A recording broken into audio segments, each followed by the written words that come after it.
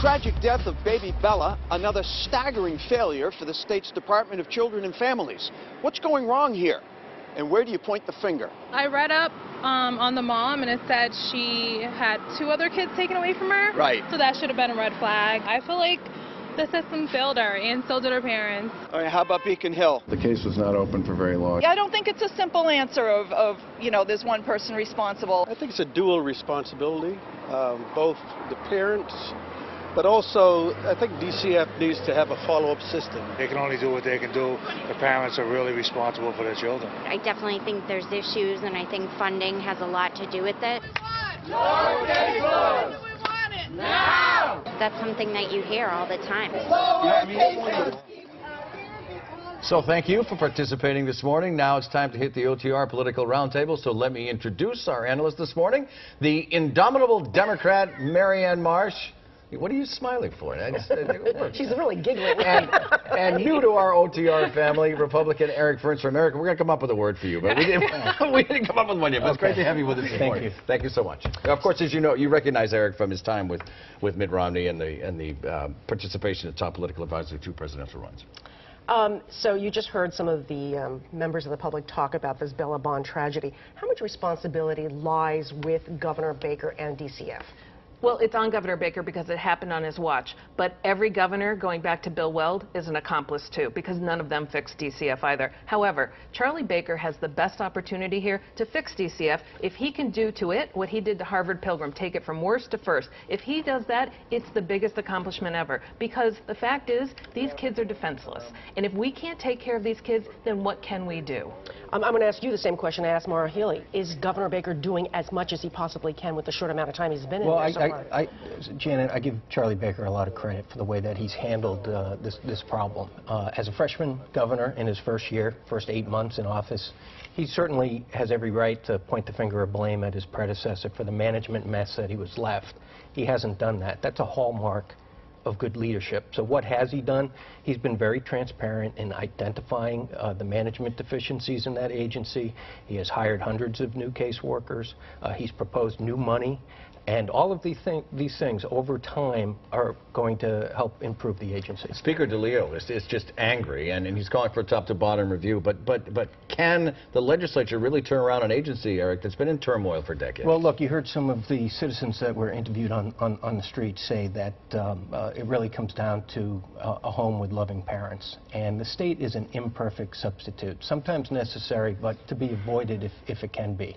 If you want to get at the root of the problem, then we have to look at things like the number of children who are being born to unwed mothers. It's incredible. It's astronomical. 40% of all births are to unmarried mothers, 70% in the African American community. We know statistically, despite the heroic efforts of single moms to raise their children in these difficult circumstances, that these children are more likely to suffer abuse in the home, to drop out of school early. And so that's what we need to focus on. These are the root causes of the problem. Frankly, can anyone turn it around, Marianne? Of course they can. President Kennedy said man-made problems can be solved by men and women. And the fact is, these kids don't have time. So if the state can't take care of these kids, it can't do anything. The legislature should hold Charlie Baker accountable, keep his feet to the fire rather, and give him the resources to get the job done. Doing this well, doing it quickly, is not a mutually exclusive exercise. And to the woman who said in the opening piece that the mother of Bella had 2 kids taken away from her and they didn't know there was a third, come on, this is flat out unacceptable. Expand that for just one point. If there were 2 contacts from DCF, no one recognized that face that was on television and in every billboard and in every newspaper? Well, and the father who said, she told me my daughter that I fathered with her was murdered. And he didn't call the police. He didn't call anyone. He claims to have called DCF, but who knows? And we heard the same story about that poor kid in Auburn, who everybody knew about. So everybody knows everything except DCF. Everybody's going to be held accountable on this case, because if we can't take care of defenseless children, everybody should just pack it up and go home. We could spend the entire morning talking about DCF and trying to iron this entire thing out. But let's sort of move on. You heard Maura Healey this morning. Does she sound like that she's someone that wants to run against Charlie Baker? I tried to bait her a couple of times, and she wasn't going to go there, Marianne. No, I don't think so. I mean, what she's making a name for herself on is fighting drug addiction and fighting sexual violence and domestic violence and fighting for health care cost containment. She's fighting for all those things. And the Maura Healey you saw today and lately is the Maura Healey you saw on the campaign stump. Getting out there, talking to people, hearing the problems, and getting the job done. But I think there's a different office she's interested in, not governor. Do you see her running against Charlie Baker? Well, I think she's got a good working relationship with the governor. She alluded to it. They've worked together on the opioid addiction crisis, and the Attorney General said back in February she wasn't going to be running for governor. I take her at her word. Now, whether she changes her mind or not, I can guarantee one thing, and that is Charlie Baker will have an opponent. He shouldn't worry about who that person might be. He should focus on doing his job, and if he does a good job, he'll get reelected. I want to talk about Pope Francis now. He made history this past week with an address to Congress. Let's listen. Our world is increasingly a place of violent conflict, hatred, and brutal atrocities.